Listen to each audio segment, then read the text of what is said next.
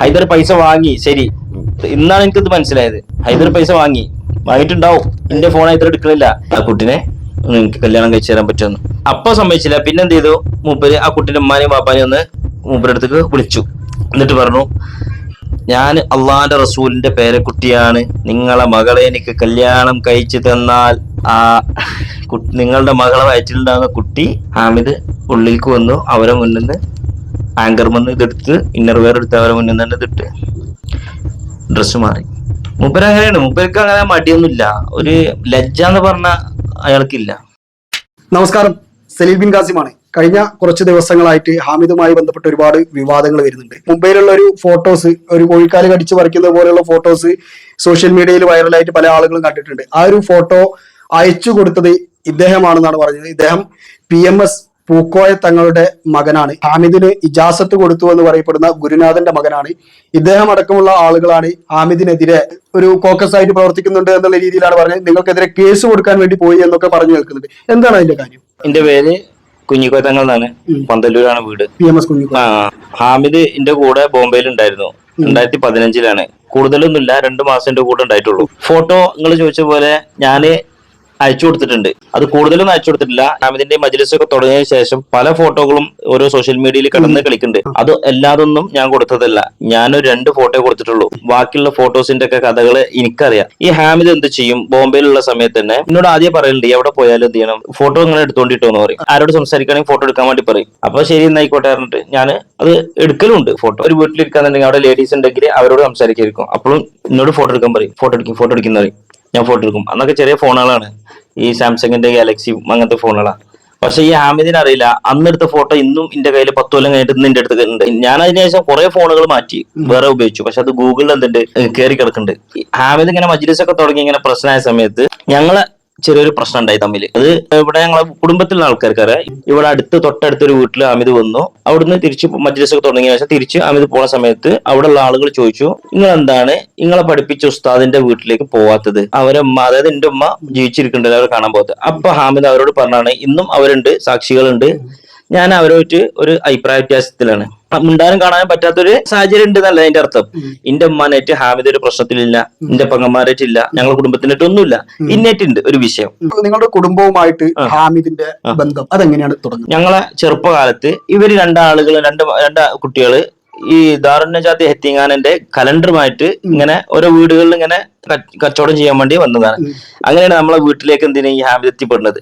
അങ്ങനെ അന്ന് വാപ്പ വീട്ടിലില്ല, ഉമ്മ ആണ് ഇവരോട് ചോദിച്ചത്, നിങ്ങളെ പേരെന്തായാലും. അങ്ങനെ ഇവര് പറഞ്ഞു, ഞങ്ങൾ ഇങ്ങനെ എത്തിയാനിന്ന് വരികയാണ്. ഹാമിദ് അന്ന് പറഞ്ഞു, ഞാൻ തങ്ങളുട്ടിയാണ്, എന്റെ പേര് ഇങ്ങനെയാണ് എന്നൊക്കെ പറഞ്ഞു. അപ്പൊ അന്ന് വാപ്പ വീട്ടിലായിരുന്നു. പിന്നെ വാപ്പ വീട്ടില് വന്നു, അമ്മ പറഞ്ഞു ഇങ്ങനെ തങ്ങളുട്ടി വന്നിരുന്നു. ഹാമിദ് എന്ത് ചെയ്യാണ്, പിന്നീട് തിരിച്ച് ഞങ്ങളെ നാട്ടിൽ ഇങ്ങോട്ട് വരികയാണ്. അവിടെ എത്തിങ്ങാൻ ഒഴിവാക്കിയിട്ട് ഇങ്ങോട്ട് വരികയാണ്. അത് വാപ്പ പോയി കൊടുന്നതാണോ ഈ ഹാമിദ് അവിടെ നിന്ന് ഇങ്ങോട്ട് പോന്നതാണോ എന്ന് ഞാൻ വേണമെന്നുണ്ടെങ്കിൽ ഉമ്മാനോട് ചോദിച്ചിട്ട്. നിങ്ങളുടെ ഒരു വീട്ടിലാണ് വളർന്നത്? ഞങ്ങളൊപ്പം തന്നെയാണ് വളർന്നത്. ഞങ്ങളെ വാപ്പാന്റെ പിന്നെ അതെ. വാപ്പ പോണ സ്ഥലത്തൊക്കെ എന്തുണ്ട്, ഈ ഹാമിദിനെ ബാംഗ്ലൂര്, മൈസൂര്, അതുപോലെ തന്നെ വയനാട്, ഈ ഗൂഡല്ലൂർ, ഈ ഭാഗത്തൊക്കെ ഈ ഹാമിദിനെ കൊണ്ടുവരുന്നുണ്ട്. അവിടുത്തെ ആളുകൾക്കൊക്കെ അറിയാം. ഇവിടുന്ന് പോകാനുള്ള ഒരു 8ാം ക്ലാസ്സിൽ പഠിക്കുന്ന സമയം എന്ന് പറയുമ്പോൾ എത്ര വയസ്സുണ്ടാവും? 8ൽ ഇവിടെ സ്കൂളിൽ ചേർത്തിട്ടുണ്ട് ഹാമിദിനെ. ഒരു 13-14 വയസ്സല്ലേ, 13 വയസ്സ് ആ കാലാണ്. പിന്നെ ആൾ ഇവിടുന്ന് പോകാനുള്ള കാരണം എന്ന് പറഞ്ഞാല് ഒന്നും മറച്ചൊക്കെ ഉണ്ടല്ലോ അല്ലെ, ഒക്കെ തുറന്നു പറയാലോ. വയല് പറയാൻ പോകും. പിന്നെ ആ വയല് പറഞ്ഞ പൈസക്ക് എന്ത് ചെയ്യും, TV വാടക എടുത്ത് കൊണ്ടുവരും. അപ്പൊ പിന്നെ അത് എന്ത് ചെയ്തു, നിർത്താൻ പറഞ്ഞു. ഇനി പരിപാടി വേണ്ട. അത് അന്ന് ഇങ്ങനെ കുട്ടികളിങ്ങനെ കാണുന്നത് അന്നത്തെ കാലല്ലേ, അന്ന് അതിനൊരു ഇതിന് പറഞ്ഞായിരുന്നു. മുമ്പൊന്നും ചെയ്തു. അപ്പൊ ഇയാളെ ചീത്ത പറഞ്ഞപ്പോ എന്ത് ചെയ്തു, ഇയാൾക്കത് ഇഷ്ടപ്പെട്ടില്ല. ഇയാൾ എന്ത് ചെയ്തു, ആ TVയും VCR എടുത്തിട്ട് പാണ്ടിക്കാട്ടിൽ നിന്ന് എടുത്ത TVയും VCR പെരിന്തൽമണ്ണ ഒരു കടയിൽ കൊണ്ട് വിറ്റിട്ട് അങ്ങനെ ഇവിടുന്ന് പോയതാണ്. ദർസ് വിദ്യാഭ്യാസം എന്ന് പറഞ്ഞാല് കൊണ്ടാക്കി കുറച്ച് ദിവസം കൊണ്ട് തിരിച്ചു പോരാനുള്ള കാരണം അത് പള്ളിക്കൊന്ന് അതിലേക്ക് നടി കിട്ടി. മൂപ്പർക്ക് ഒരു തല്ല് കിട്ടിയപ്പോ മൂപ്പര് എന്ത് ചെയ്തു, വീട്ടിലേക്ക് പോന്നു. ഉമ്മാനോട് പറഞ്ഞു, പള്ളിയിൽ ദർസിൽ ഉസ്താദ് വീട്ടിൽ പോയ സമയത്ത് പന്ത് കളിച്ചത് കുട്ടികളെ കൂടെ. അപ്പൊ പന്ത് കളിച്ചപ്പോ കുട്ടികൾ എന്ത് ചെയ്ത് മൂപ്പരോട് പറഞ്ഞു, ഞങ്ങളെ പോസ്റ്റ് റെഡിയാണ്, നിങ്ങളെ പോസ്റ്റ് ഏതാന്ന് വെച്ചപ്പോ മൂപ്പര് പറഞ്ഞു, എന്റെ പോസ്റ്റ് റെഡിയാണ് പറഞ്ഞിട്ട് ഖബറുണ്ട് പള്ളിത്തൊടുവില്. അപ്പൊ ഈ ഖബറിന് 2 മീസാങ്കല്ല് ഉണ്ടാവുമല്ലോ, അത് എന്ത് ചെയ്ത് പോസ്റ്റാക്കി. പക്ഷെ അന്ന് കുട്ടികളല്ലേ, അവര് ഒന്ന് ശ്രദ്ധിച്ചു. പിന്നെ കമ്മിറ്റിക്കാർ എന്ത് ചെയ്ത് കണ്ട സമയത്ത് ഉസ്താദിനോട് പറഞ്ഞു. ഉസ്താദ് എന്ന് പറഞ്ഞു കഴിഞ്ഞാൽ അന്നത്തെ കാലത്തൊക്കെ അന്നത്തെ ആ ഉസ്താദ് നല്ല എല്ലാ ഉസ്താദന്മാരും നല്ല അടിക്കും പഠിച്ചിട്ടില്ലെങ്കിൽ. പിന്നെ ഇങ്ങനത്തെ കുരുത്തക്കേട് കാട്ടി കഴിഞ്ഞാൽ നല്ല അടി കിട്ടും. അങ്ങനെ ഉസ്താദിനൊക്കെ അടി കിട്ടി വീട്ടിലേക്ക് വന്നു. ഫുട്ബോൾ കളി എന്നൊക്കെ പറയുന്നത് ഇങ്ങനെയാണ് സ്റ്റാർട്ടിങ്. ഫുട്ബോൾ കളി മൂപ്പര് അങ്ങനെ ഒരു ഇതാണ്.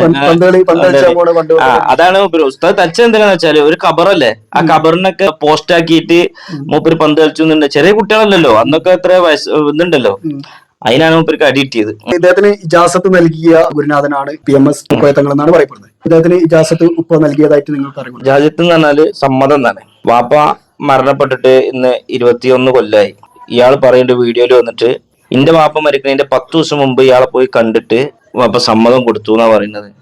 പക്ഷെ അതില്ല, അങ്ങനല്ല. വാപ്പ ഇയാളെ അന്വേഷിച്ചു, ഇയാൾ പൊയ്തനുണ്ട് എന്ന് അവിടുത്തെ ആളുകൾ വാപ്പാനോട് പറഞ്ഞപ്പോ വാപ്പ ഇമ്മയും പോയിട്ടുണ്ട്. ഞങ്ങളോട് പറയലുണ്ട്, ഒരു വണ്ടിയിൽ വന്ന് ഇറങ്ങണം ഇയാള്. നമ്മളെ തേയിലത്തോട്ടത്ത് നിന്ന് നിങ്ങൾക്ക് കണ്ടിക്കും, നമ്മള് കൂടുതൽ ഊട്ടി വൈക്ക് വയനാടൊക്കെ പോകുമ്പോ തേയിലത്തോട്ടത്ത് നിന്ന് നമ്മള് ട്രാക്ടറിൽ ഈ മറ്റേ തേയില നിറച്ചു വരുന്ന വണ്ടി ഉണ്ടല്ലോ, ആ വണ്ടിയിൽ വന്ന് ഇറങ്ങണ രംഗാണ് ഇവര് കാണുന്നത്. അപ്പോഴാണ് വാപ്പാക്ക് ഭയങ്കര സങ്കടമായി. ഉമ്മ പറയലുണ്ട്, കണ്ണ് നിറഞ്ഞു, എന്റെ കുട്ടീനെ എന്തിനാണോ വാപ്പ വളർത്തിയത് പഠിപ്പിച്ചത് എന്നൊക്കെ. അപ്പോ വാപ്പ പറഞ്ഞു പഠിക്കാൻ പോണില്ല എന്ന് ചോദിച്ചു. നീ പഠിക്കണില്ല ചോദിച്ചു. ഇല്ല, ഞാൻ ഇവിടെ തന്നെ ഇങ്ങനെ തുടരാണ്. അങ്ങനെയാണ് മൂപ്പര് പറഞ്ഞത്. അപ്പൊ എന്നാ ശരി, നിങ്ങൾക്കൊരു മാർഗം ഞാൻ കാണിച്ചു തന്നിട്ടുണ്ടല്ലോ. അങ്ങനെ അപ്പൊ മൂപ്പരോട് ഇങ്ങനെ പറഞ്ഞേക്കണേ, ചികിത്സ എന്നുള്ള രീതിയിൽ ഒരു മാർഗം ഞാൻ കാണിച്ചു തന്നിട്ടുണ്ടല്ലോ എന്ന് അങ്ങനെ പറഞ്ഞിട്ടുള്ളൂ. നിങ്ങൾക്ക് അങ്ങനെ വേണമെങ്കിൽ അങ്ങനെ ചെയ്തുകൂടെന്ന് അങ്ങനെ പറഞ്ഞിട്ടുള്ളൂ. അല്ല മനസ്സറിഞ്ഞിട്ട് വാപ്പ സമ്മതം കൊടുത്തു എന്ന് എനിക്ക് തോന്നുന്നില്ല. കാരണം എന്താ പറഞ്ഞാൽ എന്റെ വാപ്പ മരണപ്പെട്ട സമയത്തും ഇയാൾ എന്ത് ചെയ്തിട്ടില്ല, ഇവിടെ എത്തിയിട്ടില്ല. പിന്നെ ഇത്രയും കാലം ഇയാൾ മജ്ലിസും പരിപാടിയൊക്കെ തുടങ്ങിയിട്ട് ഇടക്കിടക്ക് എന്റെ വാപ്പാന്റെ ഇതിങ്ങനെ പറയുമല്ലോ, എന്റെ ഉസ്താദ് PMS പൂക്കോത്തങ്ങളാണ്, അങ്ങനെയാണെന്നുണ്ടെങ്കിൽ എന്റെ വാപ്പാന്റെ ഖബർ സിയാറത്തിനൊന്നും വരൂലേ. ഞാൻ പരാതി പറയല്ല, ഇനി ആളുകൾ ചിലപ്പോൾ ഇത് കണ്ടിട്ട് പറയാം അസൂയാണ്, അതാണ് ഇതാണ് എന്നൊക്കെ പറയും. ഒന്നും പറയണ്ട. ഇന്ന് വരെ നമ്മളെ വീട്ടിലേക്ക് ഇയാൾ എന്ത് ചെയ്തില്ല. ഇയാൾ ഈ പറയുന്ന പൊരുത്തം കിട്ടി എന്ന് പറയുമ്പോ വാപ്പ എന്റെ വാപ്പാന്റെ അടുത്തേക്ക് ഇയാൾ ഒരു സിയാറത്തിന് വന്നാല് വേറെ ആരെങ്കിലും പറഞ്ഞേക്കെ ഇതുവരെ വന്നിട്ടില്ല. ഇദ്ദേഹത്തെ സ്വയം വിളിക്കുന്നത് ഹാമിദ ആറ്റക്കോയ തങ്ങൾ ജമലുല്ലൈലി എന്നാണ്. ഓരോ തങ്ങന്മാർക്ക് ഓരോ കബീല ഉണ്ടാവും. തങ്ങളുടെ കബീല ഏതാ? എന്റെ കബീല ഹൈദറൂസി കബീലാണ്. ഇദ്ദേഹത്തിന്റെ കബീല ജമലുല്ലൈലി കബീല എന്നാണ് പറയുന്നത്. അല്ല, അത് ജമലുല്ലൈലി കബീലപ്പെട്ട് അല്ലാതെ അവരെ പിന്നെ ജമലുല്ലൈലി സാധാരണ തങ്ങന്മാരനെ എന്ത് ചെയ്തിട്ടുണ്ട്, ഇവരെ വീട്ടിൽ ഈ ആമിദിനോട് ഒരു പ്രാവശ്യം അന്ന് ഈ മജ്ലിസൊക്കെ നടന്ന സമയത്ത് പോയി ചോദിച്ചപ്പോ അത് അയാൾ നീക്കം ചെയ്താണ്. ഇനി ഞാൻ എന്റെ പേരിന്റെ ബാക്കിൽ മുന്നിലും ജമലുല്ലൈലി ഉണ്ടാവില്ല. ജമലുല്ലൈലി അല്ല അയാളെ കബീല ഏതാന്ന് അയാൾക്ക് തന്നെ അറിയില്ല. ഇത് ബോംബെന്ന് ഞങ്ങൾ തമ്മിലുള്ള ഒരു റൂമിൽ ഞങ്ങൾ ഇരിക്കുമ്പോൾ ഞങ്ങൾ സംസാരിച്ചാണ്. അവിടെ നോട്ടീസിൽ ഇയാള് പേരും കാര്യങ്ങളൊക്കെ എഴുതി ഇങ്ങനെ അവിടെ ചികിത്സ തുടങ്ങാൻ വേണ്ടിയിട്ട് നോട്ടീസ് അടിച്ച സമയത്ത് അന്നും ഇയാൾ എന്ത് ചെയ്തിട്ടുണ്ട്, ജമലുല്ലൈലി എഴുതിയിട്ടുണ്ട്. അന്ന് ഞാൻ മൂപ്പര് പറഞ്ഞു, ഹാമിദ് നിങ്ങൾ ഇത് ചെയ്യണ്ട, കാരണം ഇന്നല്ലെങ്കിൽ നാളെ എന്തെങ്കിലും കാരണം കൊണ്ട് എന്ത് ചെയ്ത് ഒറിജിനൽ ജമലുല്ലൈലി തങ്ങന്മാരെ അടുത്ത് പെട്ട് കഴിഞ്ഞാൽ ചിലപ്പോൾ ചോദ്യം ചെയ്യും. അങ്ങനെ ചോദ്യം ചെയ്ത് കഴിഞ്ഞാൽ എന്ത് ചെയ്യേണ്ട ഉത്തരവ്. അപ്പൊ മൂപ്പര് എന്താ പറഞ്ഞു വെച്ചാല് അതൊന്നും കുഴപ്പമില്ല. എന്നിട്ട് എന്നോട് ചോദിക്കണം മൂപ്പര്, നിങ്ങളെ കബീല ഏതാണെന്ന് ചോദിച്ചു. ഞാൻ എന്റെ കബീല ഹൈദറൂസിയാണ്, അത് നിങ്ങൾക്ക് അറിയില്ല ചോദിച്ചു. നിങ്ങളടുത്ത് നിങ്ങളെ വാപ്പാന്റെ റസൂലുള്ളാഹിന്റെ സിൽസില നിങ്ങളെ കയ്യിലുണ്ടോ ചോദിച്ചു. അപ്പൊ ഞാൻ മൂപ്പരോട് തമാശക്ക് പറഞ്ഞു എന്റെ കയ്യിലില്ല. എന്താ മൂപ്പര് പറയണ നോക്കണല്ലോ. ഞാൻ കുറച്ച് മൂപ്പരിനോട് ചോദിച്ചു. അപ്പൊ തന്നെ അതൊന്നും കുഴപ്പമില്ല, ഇതന്നെ എഴുതാന്ന് പറഞ്ഞു. ഞാൻ പറഞ്ഞു അമിത എന്റെ കബീലിന്റെ അടുത്തുണ്ട് കേട്ടോ, ശരിക്കും ഞങ്ങളെ സനത് ഞങ്ങളുടെ അടുത്തുണ്ടോ, ഞങ്ങളെ കബീല എനിക്കൊന്ന് തരും, ഞാൻ അതില് ഏതെങ്കിലും വല്യപ്പാന്റെ ബാക്കിൽ ഞാൻ എന്റെ പേര് എഴുതിക്കൊള്ളാന്ന് പറഞ്ഞു. അങ്ങനെ ബോംബെ ഞാൻ മൂപ്പരോട് പറഞ്ഞാണ് ചെയ്യേണ്ടത്. പക്ഷെ മൂപ്പര് എന്ത് ചെയ്തു, ആരും ചോദിക്കപ്പെടൂല എന്നൊക്കെ അങ്ങനെ വിചാരിച്ചിട്ടാവും അങ്ങനെ ചെയ്തത്. ഒരുമിച്ച് ബോംബെയിൽ ഉണ്ടായിരുന്നു എന്ന് പറഞ്ഞു. 8ാം ക്ലാസ്സിൽ പഠിക്കുന്ന സമയത്താണ് ഇവിടുന്ന് പോകുന്നത്. ആള് പിന്നീട് എങ്ങനെയാണ് ബോംബെയിലേക്ക് എത്താനുള്ള സാഹചര്യം? 2014 ഞാന് ബാംഗ്ലൂരാണ്. ഇടക്കിടക്ക് മാസത്തിലൊക്കെ ഇവിടെ ബാംഗ്ലൂർ നാട്ടിലേക്ക് വരും. അങ്ങനെ ഒരു ദിവസം ഇവിടെ വന്ന സമയത്ത് ഈ ഹാമിദ് എന്തുണ്ട് പിന്നെ ഇങ്ങോട്ട് വരാന്ന് പറഞ്ഞിട്ട് ഫോൺ വിളിച്ചു. വീട്ടിലേക്ക് വന്നു. അങ്ങനെ വീട്ടിൽ വന്നപ്പോ ഞങ്ങൾ സംസാരിച്ചപ്പോ ഇന്നെ മൂപ്പരെ കൂടെ കൊണ്ടുപോകാൻ പറഞ്ഞു. അന്ന് ഫസ്റ്റ് അന്ന് മൂപ്പര് കണ്ണൂർ മാട്ടൂര് എന്ന് പറഞ്ഞ സ്ഥലത്താണ് ജോലി ചെയ്യുന്നത്. ജോലി പറഞ്ഞ ചികിത്സ കേട്ടോ, അല്ലാതെ വേറെ ഗവൺമെന്റ് ജോലി ഒന്നല്ല. അപ്പോ ഹാമിദ് ഇന്നെ കൂട്ടി കൂടെ കൊണ്ടുപോയി. അന്ന് മൂപ്പര് അനിയ ഷെഫ്യൂബ് ഉണ്ട് ഒപ്പം, അവിടെ എന്തോ ദർശലോദിന്. അങ്ങനെ കുറച്ചു ദിവസം ഞാൻ അവിടെ നിന്ന് അവിടുന്ന് പോരല് മൂപ്പര് ഞാനൊക്കെ അവിടെ ഒഴിവാക്കി പോരുക. അതൊരു വിഷയം ഉണ്ടായിട്ടാണ് അവിടുന്ന് പോരുന്നത്. അത് മൂപ്പര് കട നിൽക്കാൻ പറ്റാത്ത വിഷയമാണ്. അത് എന്താന്ന് മൂപ്പര് പറയട്ടെ. ഞാൻ മൂപ്പരോട് പറഞ്ഞാണ് ഇതിന്റെ മുമ്പ് ഒരു വീഡിയോയില്, നിങ്ങളെ വീഡിയോയില് ഞാൻ പറയാണ് കാര്യങ്ങൾ. ഞാനിത് നിങ്ങളെ ഈ വീഡിയോ കാണുന്ന ആളുകള് ഇത് കളവ് പറയണെന്ന് പറഞ്ഞാല് ഹാമിദ് വരട്ടെ, അല്ലെങ്കിൽ ഹാമിദ് ഉള്ളിടത്തേക്ക് എന്നെ വിളിക്കട്ടെ, തെളിവുകളും കാര്യങ്ങളും സാക്ഷികളും. ഇത് ആളുകൾക്കാണല്ലോ നമ്മളിത് ബോധ്യപ്പെടുത്തി കൊടുക്കേണ്ടത്. അല്ലാതെ ഇപ്പൊ ഹാമിദ് പറയാണ് ഹാമിദിന്റെ വളർച്ച കണ്ടിട്ട് അസൂയപ്പെട്ടിട്ടാണ് ഞങ്ങൾ ഇത് ചെയ്യാൻ. അല്ല, ഹാമിദ് പറഞ്ഞു ഹൈദറിന്റെ കൂടെ എന്റെ ഉസ്താദിന്റെ മക്കളാണ് ഇതൊക്കെ ചെയ്യണെന്ന്. അതുകൊണ്ടാണ് ഞാൻ എന്ത് ചെയ്ത് ഇപ്പൊ രംഗത്ത് വന്നത്. അല്ലാതെ എനിക്ക് ഹാമിദിന്റെ വളർച്ച കണ്ടിട്ടും ഉയർച്ച കണ്ടിട്ടൊന്നുമല്ല.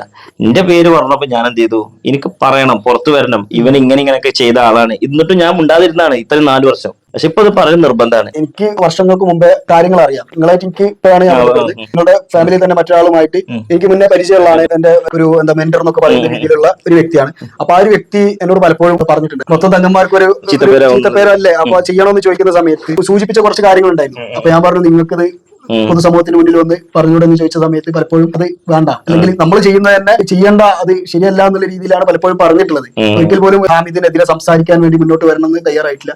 ഇപ്പൊ ഒരു സാഹചര്യം ഇങ്ങനെ അദ്ദേഹം മോശമായിട്ട് വീഡിയോയിൽ ഒന്ന് നിങ്ങളുടെ പേര് അനാവശ്യമായിട്ട് എടുത്തിട്ട ഒരു സാഹചര്യത്തിലാണ്. മൂപ്പര് കുറെ യൂട്യൂബർമാരെ വിളിച്ചിട്ട് മൂപ്പര് എന്ത് ചെയ്യും, മൂപ്പരെ മധു ഇങ്ങനെ പറയുന്നുണ്ട്.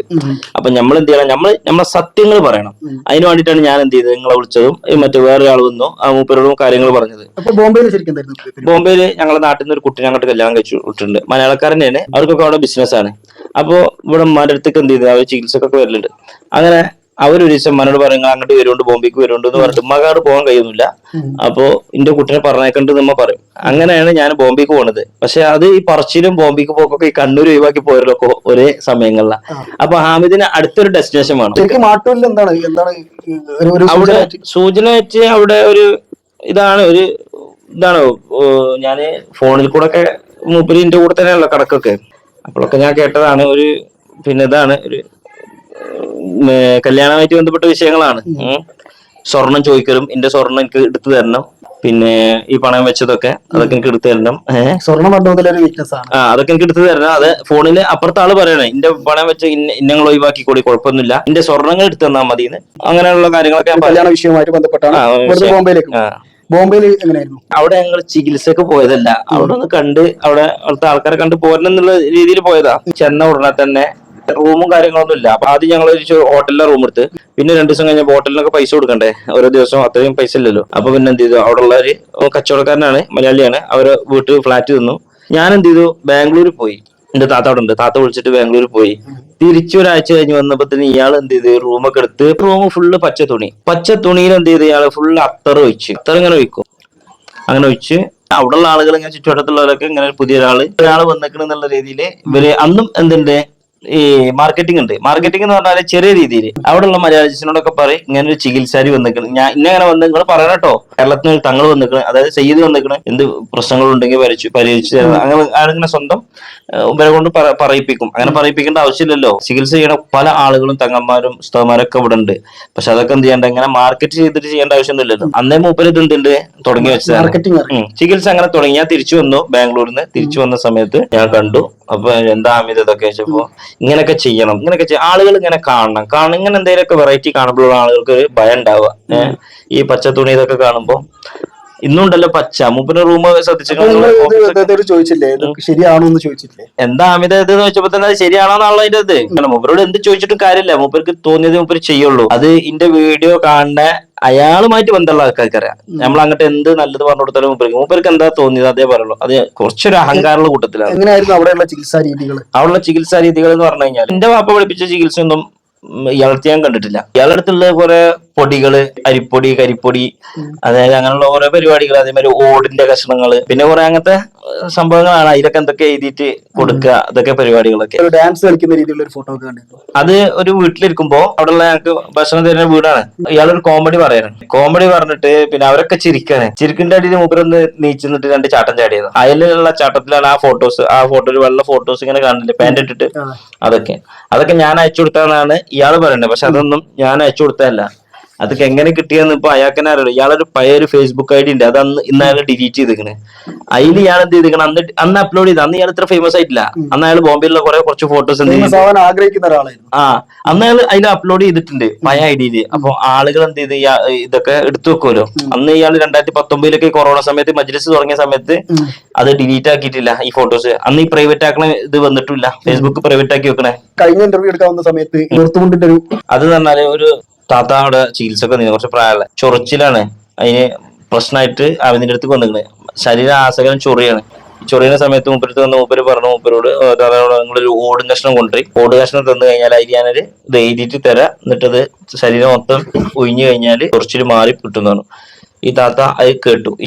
ഓട് എന്നുള്ള ഒരു സംഭവം അതില് കൊണ്ടുവരാൻ വേണ്ടി പറഞ്ഞപ്പോ എന്ത് ചെയ്തു, അതിലെന്തെങ്കിലുമൊക്കെ ഒരു ഇതുണ്ടാകും. കാരണം കുറെ ഡോക്ടർമാരുടെ അടുത്ത് പോയിട്ട് മാറാത്ത ചൊറിയാണ്. ഇത് അവിടെ സിറ്റി അല്ല, അവിടെ ഓടില്ല. അപ്പൊ മൂപ്പര് കുറച്ച് എവിടുന്നോ ഉള്ളേരിയിൽ നിന്ന് കൊടുന്നു, ഓടിട്ട് പിന്നെ കൊടുന്നു. പിറ്റേന്ന് വന്ന സമയത്ത് വേറെയും സ്ത്രീകളെ കൊടുന്ന് ചികിത്സക്ക് വേണ്ടിയിട്ട് അവിടെ ഇരിക്കുന്നത്. ഞാൻ റൂമിലാണ്. അപ്പൊ ഹാമിദ് ഇല്ല, കുളിക്കാൻ പോയതാണ്.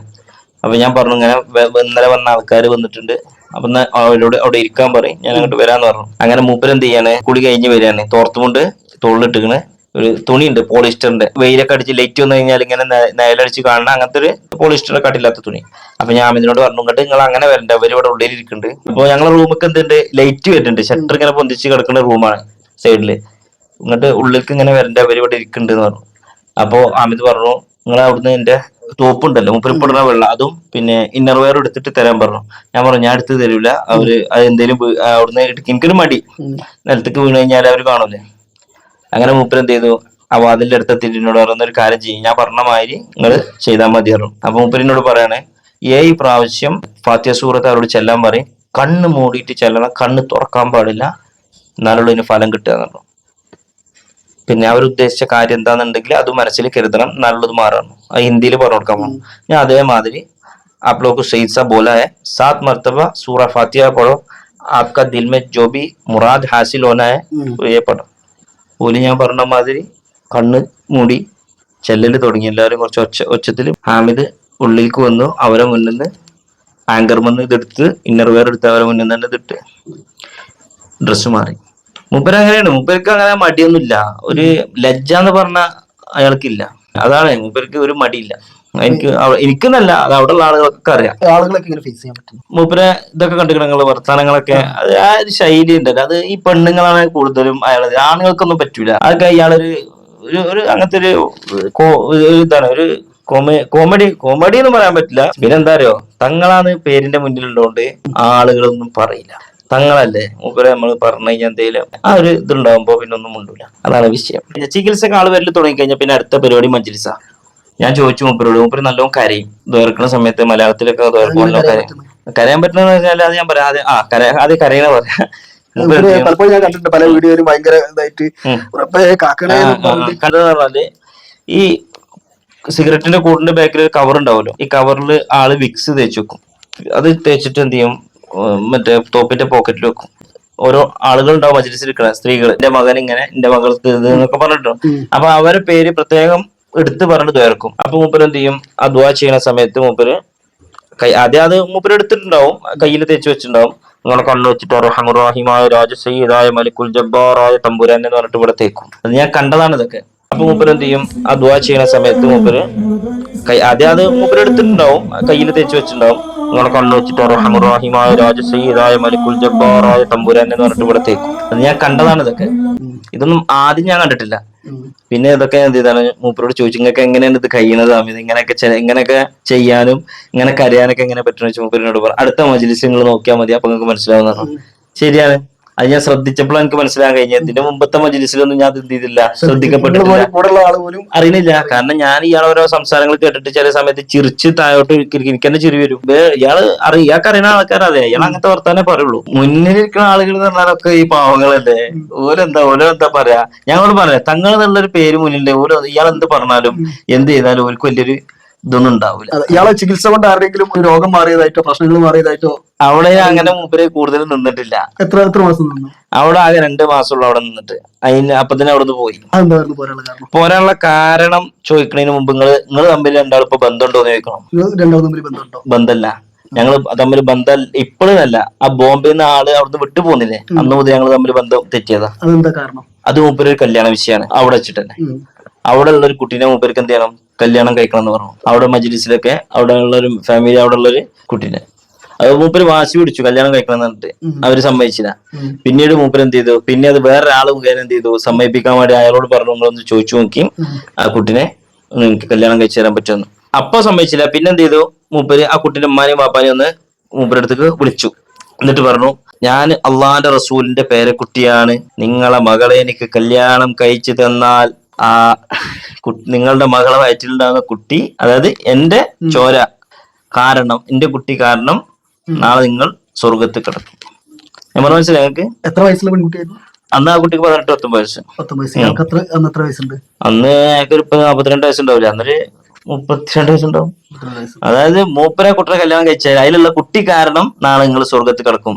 അവര് അന്ന് അതിന് സമ്മതിച്ചു. പക്ഷെ ഞാൻ അന്ന് അവിടെ ഇല്ലായിരുന്നു. ഞാൻ അന്ന് എവിടെ പോയതാ, ഒന്നല്ലെങ്കിൽ ബാംഗ്ലൂർ പോയതാണ്, അല്ലാന്നുണ്ടെങ്കിൽ അവിടെ ഹാജിമല എന്ന് പറഞ്ഞൊരു സ്ഥലത്ത് ഞാൻ സിയാറത്തിന് പോയത്, ഒരു മലന്റെ മേലെ. തിരിച്ചു വന്ന സമയത്ത് എന്നോട് അവിടെ ഉള്ള ഒരു ആളുകൾ പറഞ്ഞു, ഈ ഹാമിദങ്ങള് ഇങ്ങനെ ഒരു കുട്ടിനെ ചോദിക്കുന്നുണ്ട് കല്യാണം കഴിക്കാൻ, അവരമ്മ പിന്നെ അവര് സമ്മതിച്ചിരിക്കണെന്നോ അങ്ങനെ പറഞ്ഞു. ഞാൻ പറഞ്ഞില്ല, അത് നടക്കൂല. ഹാമിദിന്റെ അറിവില് പിന്നെ എന്തുണ്ട്, കുട്ടികളും കുടുംബങ്ങളൊക്കെ ഉണ്ട്, എന്റെ കെയർ ഓഫിൽ വന്നാണ്. എനിക്കും മൂപ്പരെ പറ്റി വല്ലാതൊരു കൂടുതൽ ഇതില്ലല്ലോ. മൂപ്പര് വീടും കാര്യങ്ങളൊക്കെ അവിടെ വയനാട്ടിലുള്ള ഞാൻ കണ്ടിരിക്കണം. അങ്ങനെ ഞാനത് അവരോട് പറഞ്ഞു. അവരിതെന്ത് ചെയ്തു, അതിന് പിന്മാറി. കുട്ടിയുടെ വീട്ടുകാര് അതിലുള്ള ദേഷ്യമാണ് എന്നോട് അന്ന് മുതൽ തുടങ്ങിയതാ. അതോട് കൂടിയിട്ട് ഞങ്ങൾ തമ്മിലുള്ള ബന്ധങ്ങളില്ല. പിന്നെ കണ്ടിക്കണ്. ഞാൻ എന്ത് ചെയ്തു, എന്റെ അന്തമാൻ നിക്കോബാറിലാണ് ഞാൻ ജനിച്ചത്. എന്റെ വല്യപ്പാന്റെ മക്ബറ അവിടെ ഉണ്ട്, എന്റെ മുത്തമ്മ ഉണ്ട്. അവരെ മുത്തമ്മ ഇപ്പം എല്ലാം മരണപ്പെട്ടു, അവരുടെ മക്കളുണ്ട്. ഞാൻ സിയാറത്തിന് പോയിട്ടുണ്ട്. 2016 ഞാൻ അതേമാതിരി എന്ത് ചെയ്തു, സിയാറത്തിന് പോയപ്പോ അവിടെ ഉണ്ട് ഇയാള്. 2015 അവിടുന്ന് പോന്നു. 2016 അന്തമാനിൽ പോയപ്പോ അവിടെ ഉണ്ട് ഇയാള് അനിയനും ഉണ്ട് അവിടെ. അവിടെ ഉണ്ട്. അവിടെ ഉണ്ട്. അവിടെ ഇതേമാതിരി ചെന്ന സമയത്ത് അവിടെ റൂമിൽ പച്ചത്തുണിയും പിന്നെ ഇതേമാതിരി ഇതൊക്കെ ചെയ്തിട്ട് എല്ലാ സംഭവങ്ങളും ചട്ടി അത് ഇത് ഫുള്ള്. അതായത് ആ വീടിന്റെ അടുത്ത് എല്ലാവർക്കും നല്ല അത്ര ഒന്നല്ല, ഏതോ പഴയത്തറകളൊക്കെ അതൊക്കെ ഇതാക്കിയിട്ട് അവിടെ ഉണ്ട്. അന്നും എന്നോട് എന്ത് ചെയ്തില്ല, ഞാൻ അങ്ങോട്ട് കാണാൻ ചെന്നതാ, ഇയാളുണ്ട് അറിഞ്ഞിട്ട്. നമുക്കൊരു സന്തോഷമാണല്ലോ. സംഭവം ബോംബെയിൽ എന്നോട് തെറ്റിപ്പോന്നു. പക്ഷെ എന്നാലും വേറൊരു നാട്ടിൽ ചെന്നിട്ട് നമ്മളറിയുന്ന ആളവിടെ ഉണ്ട് അറിയുമ്പോ നമ്മൾ കാണാനല്ലേ. നമ്മൾ ഇയാളെ മാതിരി ഫുള്ള് മനസ്സിന്റെ ഉള്ളിൽ ഇത് വെച്ചിട്ട് നടക്കല്ലോ. ചെന്നു കണ്ടു, സലാം പറഞ്ഞു, വലൈക്കും അസ്സലാം. കൂടുതൽ എന്നോട് സംസാരിക്കുകയും ചെയ്തില്ല. എന്നോട് സംസാരിക്കണില്ല എന്ന് കണ്ടപ്പോ ഞാൻ എന്ത് ചെയ്തു, തിരിച്ച് എന്നാ ശരി ഞാൻ നാളെ എന്റെ രാവിലെ എന്റെ ഫ്ലൈറ്റ് ആണ്, ഞാൻ തിരിച്ചു പോകുന്നു പറഞ്ഞു. അങ്ങനെ ഞാൻ പോന്നു. പിന്നെ കാണുന്നത് എന്ന് പറഞ്ഞാൽ 2018 ഞാൻ എന്റെ കല്യാണം വിളിച്ചു പറയാണ്, ഹാമിദിന്റെ കല്യാണമാണ് ഒക്ടോബർ 28 നിങ്ങൾ വരണം എന്ന് പറഞ്ഞു. ഇയാളിനോട് പറഞ്ഞു, ഇല്ല എനിക്ക് വരാൻ പറ്റൂല, ഞാൻ വായക്കാടാണ് ഇപ്പൊ ചികിത്സ ചെയ്യുന്നത്. അന്തമാനിന്ന് വായക്കാട് എത്തിട്ടോ. എനിക്ക് 500 ടോക്കണാണ് ദിവസം, പിന്നെ എനിക്ക് വരാൻ പറ്റൂല. എന്റെ കല്യാണം രാത്രി കല്യാണമായിരുന്നു. ഇങ്ങനെ പറഞ്ഞ ആളുണ്ട് ഓഡിറ്റോറിയത്തിന്റെ മുന്നിൽ നിൽക്കണം. ഞാൻ പുതിയണ്ണായിട്ട് വന്ന് ഇറങ്ങിയ സമയത്ത് അപ്പൊ അന്നും കണ്ടു. പിന്നെ ഒരു വട്ടം ഞാൻ കണ്ടു, എന്റെ മൂത്തമാന്റെ ഒരു മകൻ ഉണ്ട് മേലാറ്റൂർ ഏപ്പിക്കട സ്ഥലത്ത്, അവിടെ ലോക്ക്ഡൌണിന്റെ സമയത്ത് മരണപ്പെട്ട സമയത്തും ആളെ ഞാൻ കണ്ടു. അതാണ് എന്റെ ലാസ്റ്റ് കാണല്. പിന്നെ ഞാൻ ഇയാളെ കണ്ടിട്ടില്ല.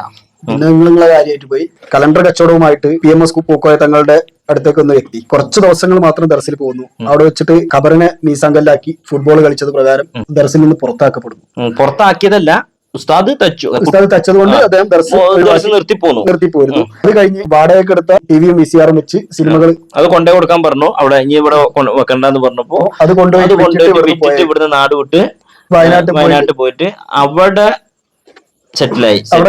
കല്യാണം കഴിച്ചു. 17ാമത്തെ വയസ്സിൽ ഇയാൾ കല്യാണം കഴിച്ചു. നിങ്ങൾ അറിവിൽ എത്ര കല്യാണങ്ങൾ കഴിച്ചു? എന്റെ അറിവിൽ അന്ന് മൂപ്പർക്ക് 3 ഭാര്യമാരുണ്ട്. 4ാമത്തെ ഭാര്യയായിട്ട് പെൺകുട്ടി അന്തമാനിൽ അതെനിക്കറിയില്ല. അന്തമാനിന്റെ കല്യാണം കഴിച്ചു എനിക്കറിയില്ല. ചികിത്സക്ക് പോകുന്നിടത്ത് എല്ലാം പെണ്ണ് കെട്ടുന്ന ഒരു ശീലം ഉണ്ട് എന്നുള്ളതും നമ്മൾ കേട്ടിട്ടുണ്ട്. ഈ കണ്ണൂരത്തെ വിഷയങ്ങൾ ഈ വീഡിയോ കാണാതെ കണ്ണൂർ മാറ്റുള്ള ഭാഗത്ത് ചിലപ്പോ കാര്യമാക്കിയിട്ടുണ്ടെങ്കിൽ അതും നമുക്കിപ്പോ പറയാൻ പറ്റില്ലല്ലോ. അതെ, എല്ലാ നിലക്കും ആളുകളെ ലജ്ജല്ലേ അല്ലെ? അത് ഞാൻ പറഞ്ഞില്ലേ, മൂപ്പർക്ക് ലജ്ജ എന്ന് പറഞ്ഞ സാധനം ആൾക്കില്ല. അത് ഇല്ലാത്തവന് എന്തും ചെയ്യാം, എന്തും പറയാം. ഈ പറഞ്ഞ കാര്യങ്ങളൊക്കെ നാളെ ഹാമിദ് വന്നിട്ട് ഒരു ലൈവിൽ വന്ന് പറയാം. കഴിഞ്ഞ ദിവസം വന്ന ഇന്റർവ്യൂവിന്റെ ഭാഗമായിട്ട് നിങ്ങൾക്കെതിരെ കേസ് കൊടുക്കാൻ പോവാണ്. കൊടുത്തു എന്നാ പറഞ്ഞത്. എനിക്കൊരു പ്രശ്നമില്ല ഹാമിദെ, കാരണം നിയമമാണ്. നിയമത്തിന്റെ വഴിയിൽ എന്ത് ചെയ്യും, കേസ് കൊടുത്തിട്ടുണ്ടെങ്കിൽ എന്നെ വിളിച്ചാൽ ഞാൻ പോകും, എനിക്ക് പറയാനുള്ള കാര്യങ്ങൾ ഞാൻ പറയും. അതിന് എനിക്ക് എന്തില്ല, ആരും പേടിയില്ല, ഒന്നിനും പേടിയില്ല. കാരണം ഹാമിദിന്റെ ഭാഗത്ത് കൂടെ എനിക്ക് ഇനിയിപ്പോ ആര് ഫോൺ വിളിക്കുക, ഇനിയിപ്പോ ഹാമിദ് ഇനി കൊട്ടേഷൻ കൊടുക്കുക, എനിക്ക് അതൊന്നും വിഷയമല്ല. അത് ഹാമിദിനെ അറിയാം, ഹാമിദിനെ അറിയാം, എനിക്ക് അതൊന്നും വിഷയമല്ല. ഉമ്മാനെ പോലും കാണാൻ വരും. കലണ്ടർ വിൽപ്പനയുമായി വന്ന സമയത്ത് ഭക്ഷണം കൊടുത്തു. അത് ഞങ്ങൾ 8 മക്കളത് എല്ലാ മക്കളെ പോലെ അതേമാതിരി ഇയാളെ ഡ്രസ്സുകൾ തിരുമ്പി, ഭക്ഷണത്തിന്റെ സമയത്ത് ഭക്ഷണം കൊടുത്ത്, പഠിപ്പിക്കുന്ന സ്കൂൾ വിടുന്ന സമയത്ത് സ്കൂളിൽ വിട്ട്, അതൊക്കെ സംഭവം ഒക്കെ ചെയ്താണ്. ഞങ്ങളെ മക്കളൊക്കെ എങ്ങനെ നോക്കിയതേമാതിരി നോക്കിയതാണ്. പക്ഷെ അന്നും ഇയാൾ ഈ മജ്‌ലിസ് ഒക്കെ തുടങ്ങിയ സ്റ്റാർട്ടിങ്ങിന് ഞങ്ങൾ ഇവിടെ ഉള്ളൊരു ആള്, പേര് ഞാൻ ഇപ്പൊ പറയില്ല, പേര് പറയാം, ഇയാളെ മാതിരി നമ്മള് പറയണ്ടല്ലോ. ഇവിടെ ഈ പന്തയും മില്ലുമണിക്കതാ അവിടെ തന്നെയാണ് പാപ്പാടത്തിൽ അവര് കുടുംബത്തിലേക്കൊക്കെ വന്ന്. അപ്പൊ അവര് ചോദിച്ചു, നിങ്ങൾ ഈ തങ്ങളെ കുട്ടി ഇവിടുത്തെ തങ്ങളെ കൂട്ടത്തിലല്ലേ വളർന്നത്, അവരല്ലേ വളർത്തിയത്, നിങ്ങളെന്താ അവിടെ ഉമ്മ അവിടെ ഉണ്ടല്ലോ, അങ്ങോട്ടെന്താ പോവാത്തത് നിങ്ങൾ ചോദിച്ചപ്പോ പറയാണ്, ഞാൻ അവരുമായിട്ടൊരു അഭിപ്രായ വ്യത്യാസത്തിലാണ്. ശരിയാണ്, ഇന്നിട്ട് ഹാമിദ് പ്രശ്നമുണ്ട്, പക്ഷെ എന്റെ ഉമ്മാനായിട്ട് പ്രശ്നമില്ല. എന്റെ ഉമ്മാനെ ഒന്ന് കണ്ടൂടെ? എന്നിട്ടുള്ള പ്രശ്നം എന്താണ്, ആ ഒരു കല്യാണം മുടക്കിയത്. ഞാൻ മുടക്കിയത് തന്നെയാണ്. എന്തിനാണ് ഈ നാട്ടുകാരുടെ ഉള്ള പെൺകുട്ടികളൊക്കെ കിട്ടാനാ? അതൊക്കെ പറ്റുമോ? അതൊക്കെ നടക്കുന്ന സംഭവം.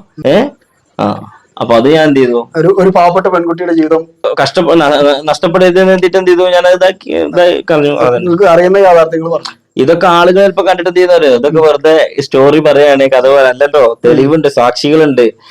ആർക്കും എപ്പോഴും എന്റെ നമ്പർ കൊടുത്തോളി, വന്നു കഴിഞ്ഞാണ്ടല്ലോ ഞാൻ വെറുതെ വെറുവാക്ക് പറയല്ല. ആർക്കും എന്തുണ്ട്, അതായത് നൂർ ഹബീബിന്റെ മുത്തുമണികളോടാ പറയുള്ളത്.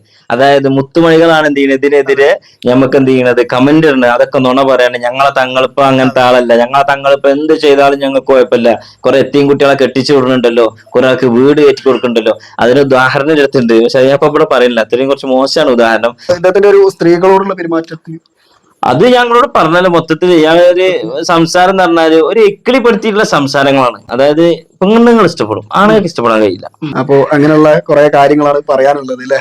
പിന്നെ കുറെ കാര്യങ്ങൾ ഇദ്ദേഹം മനഃപൂർവ്വം പറയാതിരിക്കുകയാണ്. കാരണം നമുക്ക് അദ്ദേഹത്തിന്റെ സംസാരത്തിൽ നിന്ന് മനസ്സിലാക്കാൻ പറ്റുന്ന കാര്യമാണ്. കാരണം തങ്ങൾ എന്നുള്ള രീതിയിൽ ഇദ്ദേഹത്തിന്റെ ഒരു സ്റ്റാൻഡേർഡ് വെച്ച് പറയാൻ പറ്റാത്ത ഒരുപാട് കാര്യങ്ങളുണ്ട്. ഇനി ഞാൻ പറയാണ്ട് അത് എന്ത് ചെയ്യണം, ഈ നൂർ ഹബീബിന്റെ മുത്തുമണികൾ എന്ത് ചെയ്യണം, നിങ്ങളെ നേതാവിനോട് പറയാ, ഇങ്ങനെ ഒരാൾ നിങ്ങളെ പറ്റിയിട്ട് ഇങ്ങനെ പറയണ്ടല്ലോ, പിന്നെയും പിന്നെ നിങ്ങൾ കേസ് കൊടുത്തിട്ടും ഇയാൾ എന്താ മിണ്ടാതിരിക്കാത്തത്?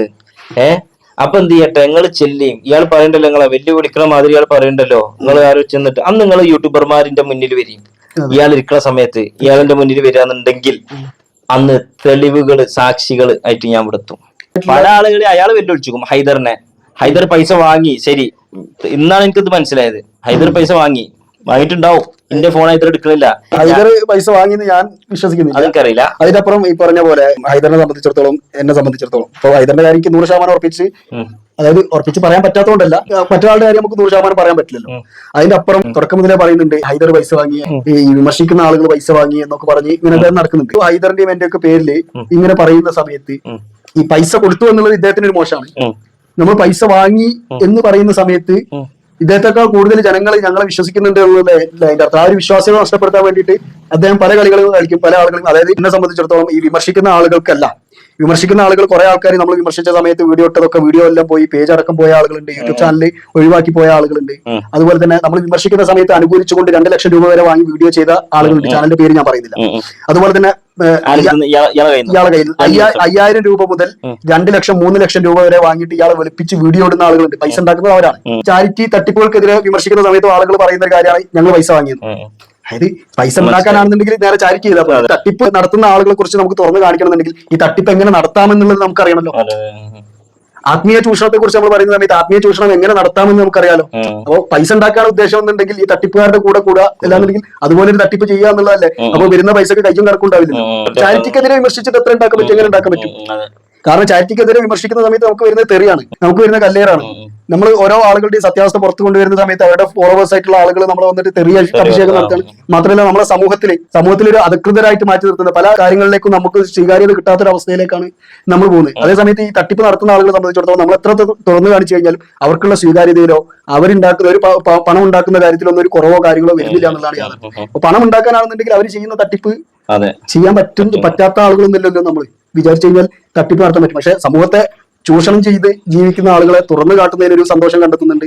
അത്തരം ആളുകളെ സമൂഹത്തിന് മുന്നിലേക്ക് കൊണ്ടുവരുന്നതിൽ ഒരു ചാരിതാർത്ഥ്യമുണ്ട്. അതിന്റെ പേരിൽ ഇപ്പൊ എത്ര തെറിവിളി കേട്ട് കഴിഞ്ഞാലും എത്ര ചീത്ത കേട്ട് കഴിഞ്ഞാലും പിന്മാറാതെ. ഹൈദറിനെ സംബന്ധിച്ചിടത്തോളം ഹൈദർ റെഗുലർ ആയിട്ട് കുറെ ആയിട്ട് വീഡിയോ ഇടുന്നത് കുറവാണ്. ഞാനിതിനൊരു പ്രൊഫഷണൽ ആയിട്ട് കാണുന്ന ആളാണ്. അല്ല, ഹൈദർ പൈസ വാങ്ങിയതാണ് ഇപ്പൊ എനിക്ക് മനസ്സിലായി. കാരണം ഹൈദർ എന്ന് പറഞ്ഞു കഴിഞ്ഞാൽ ഞാൻ ഇയാളെ പരിചയപ്പെട്ടതെന്ന് പറഞ്ഞാല് ഒരു 2 വർഷം മുമ്പാണ്. ഞാൻ ഒരൊറ്റ വട്ടം ഇയാളെ നേരിട്ടിട്ടുള്ളൂ. ഈ ഹാമിദിന്റെ വിഷയം ഇങ്ങനെ കത്തിക്കാനുള്ള സമയത്താണ് എന്ത് ചെയ്തത്, ഇയാളുമായി ബന്ധപ്പെട്ട ആളുകൾ ആരെങ്കിലും ഉണ്ടോ എന്ന് വെച്ചിട്ട് ഒരു മെസ്സേജ്. കാരണം എനിക്ക് അന്ന് ഇയാൾ ഇവിടെ വന്നിട്ട് എന്റെ അമ്മ പറഞ്ഞത് എനിക്ക് ഭയങ്കര സങ്കടമായി. ഹാമിദ് ഇവിടെ വന്നിട്ട് ഇങ്ങോട്ട് വീട്ടിൽ ഒന്ന് വന്നില്ലല്ലോ എന്ന് പറഞ്ഞു. അപ്പൊ നമുക്കൊരു സങ്കടം ഉണ്ടാവില്ല. ഇങ്ങനെയാണ് ഈ ഫേസ്ബുക്കിലെ ഹൈദറിന്റെ ഓരോ കാര്യം. അങ്ങനെയാണ് ഹൈദറിന് ഞാൻ മെസ്സേജ് അയക്കുന്നത്. അങ്ങനെയാണ് ഹൈദർ എന്ത് ചെയ്തത്, എനിക്ക് നമ്പർ തന്നിട്ട് അങ്ങനെയാണ് ഇയാളത് 2 ഫോട്ടോ ഞാൻ എന്ത് ചെയ്തത്, 2-3 ഫോട്ടോ ഞാൻ ഹൈദറിന് അയച്ചു കൊടുത്തിരുന്നു. ആര്, ഹാമിദിന്റെ. അങ്ങനെ ഒരു ബന്ധം. പക്ഷെ ഈ ഹാമിദ് എന്താ പറഞ്ഞത്, ഹൈദറും എന്റെ ഉസ്താദിന്റെ മക്കളും കൂടിയിട്ടാണ് എന്ത് ചെയ്തിരിക്കണത്, പിന്നെ എന്നെ ഇല്ലായ്മ ചെയ്യാൻ വേണ്ടി നോക്കുന്നത്. പക്ഷെ എന്റെ കയ്യിൽ നിന്ന് ഹൈദർ പൈസ വാങ്ങി പറയുമ്പോ ഞാൻ അതിൽ ഉൾപ്പെട്ടല്ലോ. പക്ഷെ ഞാൻ ആരുടെ പൈസ വാങ്ങിയിട്ടില്ല. ഉണ്ടെങ്കിൽ ഹാമിദെ മുന്നിൽക്ക് വാ, ഇവിടെ വന്നിട്ട് തെളിയിക്ക്, അല്ലെങ്കിൽ അവിടെ കൊടക്കാടേക്ക് ഞാൻ വരാം, ഞാൻ ആരുടെ പൈസ വാങ്ങിയത്, എനിക്ക് ആരെ തന്നത്, അല്ലെ? 2 മാർഗത്തിലൂടെ പൈസ കൊടുക്കാൻ. ഒന്ന് ക്യാഷ് ആയിട്ട്, ഒന്ന് അക്കൗണ്ട് മുഖേന. അതേസമയം ഹാമിദിനെ വിളിപ്പിക്കാൻ വേണ്ടിയിട്ട് അനുകൂലിക്കാൻ വേണ്ടിയിട്ട് വീഡിയോ ചെയ്യാൻ വേണ്ടിയിട്ട് പണം വാങ്ങിയിട്ടുള്ള ആളുകളുടെ കൃത്യമായിട്ടുള്ള തെളിവുകൾ, അതിലൊരു സംശയം ഉണ്ടെന്നുണ്ടെങ്കിൽ ആ സംശയം ഉന്നയിക്കുകയാണെന്നുണ്ടെങ്കിൽ പണം വാങ്ങി വീഡിയോ ചെയ്തതിന്റെ കൃത്യമായ തെളിവുകൾ ഹാജരാക്കാൻ ഞാൻ തയ്യാറാണ്. ആണല്ലേ? എനിക്ക് പറ്റും. നമ്മൾ ഈ പറയുന്ന പോലെ ഈ തെളിവുകൾ ഇല്ലാത്ത ആരോപണങ്ങൾ ഉന്നയിക്കുക എന്നുള്ളതല്ല. അപ്പൊ നിങ്ങൾ ഈ പറഞ്ഞ കാര്യങ്ങളൊക്കെ എനിക്ക് എന്ത് ചെയ്താൽ മതി, എനിക്ക് പുറത്തിരുന്ന് പറയാം. പക്ഷെ നിങ്ങൾ പറയുന്ന സമയത്ത് അതിനൊരു ആധികാരികത ഉണ്ട്, അത് തെളിയിക്കാൻ നിങ്ങൾ തയ്യാറാണെന്ന് പറഞ്ഞു. ഞാൻ ഇപ്പൊ ഈ ഇവിടെ ഇരുന്ന് പറഞ്ഞതൊക്കെ അല്ലേ പൂർണ്ണ 100% എന്റെ അടുത്ത് ഇന്ന് തെളിവ് നശിച്ചിട്ടില്ല, തെളിവുണ്ട് എന്റെ അടുത്ത്. പിന്നെ ഇനി ആള് നൂറ ഹബീബിന്റെ മുത്തുമണികൾ പറയാണ് ഇത് ഫോട്ടോ വേണ്ട, ഇതൊക്കെ എഡിറ്റ് ചെയ്താന്ന് പറഞ്ഞാല് ഇതിന് ജീവിച്ചിരിക്കണ ഈ ഹാമിദിന്റെ കയ്യിൽ നിന്ന് ഈ പറയുന്ന വെളുപ്പിക്കുന്ന വ്ളോഗേഴ്സ് വാങ്ങിയിട്ടുണ്ടെങ്കിലും ഹൈദർ വാങ്ങിയിട്ടുണ്ടെങ്കിലും ഞാൻ വാങ്ങിയിട്ടുണ്ടെങ്കിലും ഇദ്ദേഹം വാങ്ങിയിട്ടുണ്ടെങ്കിലും ഒക്കെ തെളിയിക്കാം. അതോടൊപ്പം തന്നെ ഇദ്ദേഹം തന്നെ പറയാണ് ഈ വിമർശകരായിട്ടുള്ള ആളുകൾ അല്ലെങ്കിൽ ഇങ്ങനെയുള്ള ആളുകൾ എന്റെ അടുത്ത് പണം വാങ്ങിച്ചു കൊണ്ടുപോകുന്നു എന്ന് ഇദ്ദേഹം തന്നെ പറയുന്ന സമയത്ത് ഈ മുത്തുമണികൾ ചിന്തിക്കുക ഇദ്ദേഹത്തിന് എന്ത് കറാമത്താണുള്ളത്, ഇദ്ദേഹം എന്തിനാണ് ഇവർക്ക് പണം കൊടുക്കുന്നത്? കാരണം ഈ പാസ്പോർട്ടൊക്കെ ഇല്ലാത്ത ആളുകൾ ചെല്ലുന്ന സമയത്ത് ഊതി കൊടുക്കാന്ന് പറഞ്ഞ പാസ്പോർട്ടൊക്കെ, അതുപോലെ തന്നെ ജയിലിൽ കിടക്കുന്ന ആളുകളെ ഊതി കൊടുക്കുന്നു പറഞ്ഞിട്ടുള്ള ആളാണ് നിങ്ങൾക്കെതിരെ കേസ് കൊടുക്കാൻ വേണ്ടി എറണാകുളത്തേക്ക് വണ്ടി കയറി പോകുന്നത്. എന്റെ അടുത്ത് വന്നു, ഞാൻ മറ്റേ ഊതി കൊടുത്തു, അപ്പൊ തന്നെ കോടതിയിൽ നിന്ന് വിളി വന്നു എന്നാ പറഞ്ഞത്. കോടതിയിൽ നിന്ന് വിളി വന്നു, കോടതിയിൽ നിന്ന് കോൾ വന്നേ, ഈ കേസിൽ നിങ്ങൾ വെറുതെ വിട്ടു. അഡ്രസ് ഉണ്ടാവില്ല കേട്ടോ.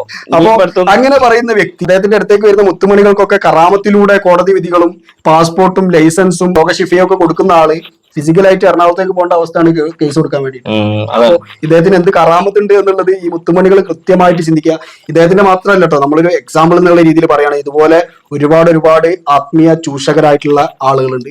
അത്തരം ആളുകളെ വെച്ച് ജീവിക്കുന്ന ഒരുപാട് ആളുകളുണ്ട്, കുറെ വ്ളോഗർമാരുണ്ട്. പിന്നെ അതുപോലെ തന്നെ ഇവർക്ക് മജ്ലിസ് നടത്തുന്ന സംഘാടകരായിട്ടുള്ള ആളുകളുണ്ട്, ഇവരുടെ മുത്തുമണികളായിട്ടുള്ള ആളുകളുണ്ട്, ഇവരുടെ അഡ്മിന്മാരായിട്ടുള്ള ആളുകളുണ്ട്. ഇതൊക്കെ ഒരു ധനസമ്പാദനത്തിന്റെ ഭാഗമായിട്ട് നടക്കുന്നതാണ്. അവർ പറയുന്ന കറാമത്ത് കഥകളും കേട്ട് വിശ്വസിച്ച് അവിടെ പോകുന്ന ആളുകൾ സ്വർണവും പണവും ഒക്കെ കൊടുക്കുന്ന സമയത്ത് അത് എങ്ങോട്ടേക്കാണ് പോകുന്നത്, എന്തിനാണ് പോകുന്നത് എന്ന് ചിന്തിക്കേണ്ടതുണ്ട്. വീണ്ടും ഞാൻ പറയാണ്, ഇപ്പോ പല ആളുകളും ഈ വീഡിയോ വന്നു കഴിഞ്ഞാൽ കമന്റുകൾ ശ്രദ്ധിക്കണം. ഈ ഹാമിദിന്റെ മുത്തുമണികൾ എന്ത് ചെയ്യും വന്നിട്ട് പലതും പറയും.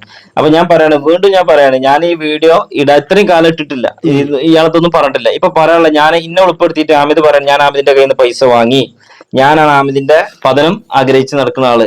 അപ്പൊ ഈ ഇല്ലാത്തത് എന്നെ പറ്റി പറഞ്ഞപ്പോ എന്റെ നാട്ടിലെ ആളുകളുടെ എന്റെ സുഹൃത്തുക്കൾ ചോദിച്ചു, നിങ്ങളെ പറ്റിയിട്ടാണല്ലോ ഈ ഹാമിദ് നൂർ ഹബീബിലുള്ള ഹാമിദ് ഇങ്ങനെ പറയും, നിങ്ങൾ അയാളെ കയ്യിൽ നിന്ന് പൈസ വാങ്ങിയിട്ടുണ്ടോ, നിങ്ങൾ ഉണ്ടെന്നുണ്ടെങ്കിൽ വാങ്ങിയിട്ടുണ്ടോ, നിങ്ങൾ ഉണ്ടാതിരിക്കണം എന്താന്ന് ചോദിക്കണത്. അപ്പൊ ഓരിങ്ങനെ ചോദിക്കുമ്പോൾ എനിക്ക് അവരോട് മറുപടി പറയണ്ടേ. അപ്പൊ അതിനാണ് ഞാൻ എന്ത് ചെയ്യുന്നത്, ഇപ്പൊ ഇത്രയും കാലം ഞാൻ ഉണ്ടായിരുന്നിട്ട് ഇപ്പൊ ഞാൻ ഇത് പറയുന്നത് എന്താ, അല്ല ഞാൻ ഇവനോടുള്ള അസൂയകളോ ഇതൊന്നും എനിക്കൊന്നുമില്ല. ഞാൻ എന്തോ ആയിക്കോട്ടെ, എങ്ങനെ നടന്നോട്ടെ, എനിക്ക് എന്താ പ്രശ്നം, ഒരു പ്രശ്നമില്ല. ഞാൻ എന്റെ കുടുംബം, ഞങ്ങളെ വീടൊക്കെ ഞങ്ങൾക്ക് അൽഹംദുലില്ലാ ഒരു കുഴപ്പമില്ല. ഈ ആളുകളെ പറ്റിച്ച് ജീവിക്കുക എന്ന് പറയുന്നത് ഏറ്റവും എളുപ്പമുള്ള കാര്യമാണ്. സത്യാവസ്ഥ തുറന്നു പറയാ എന്നുള്ളതാണ് ഇന്നത്തെ കാലത്ത് ഏറ്റവും ബുദ്ധിമുട്ടുള്ള കാര്യം. സത്യാവസ്ഥ തുറന്നു പറയുന്ന ആളുകളാണ് എല്ലാ നിരക്കും ഈ തെരുവിളി കേൾക്കണ്ടും അവസാനം പഴയ കേൾക്കണ്ടോ ഇത് കേൾക്കണ്ടോ ഒക്കെ ആളുകളാണ്. ഈ വിഷയത്തിൽ എന്തോ തെരുവ് പറഞ്ഞാലും നമുക്ക് പ്രശ്നമില്ല. പക്ഷെ കമന്റിലൂടെ കേട്ടോ, നേരിട്ട് മുന്നിൽ വന്നിട്ട് തെരുവ് വരാന്നുണ്ടെങ്കിൽ അപ്പൊ അതിന് അതേമാതിരി തന്നെ ഞാൻ അധികം പ്രതികരിക്കും. അത് വേറെ വിഷയം. നമ്മള് അങ്ങനെ ഉണ്ടായിരിക്കൊന്നുമില്ല. അപ്പൊ അത്രയൊക്കെ പറയാനുള്ളൂ.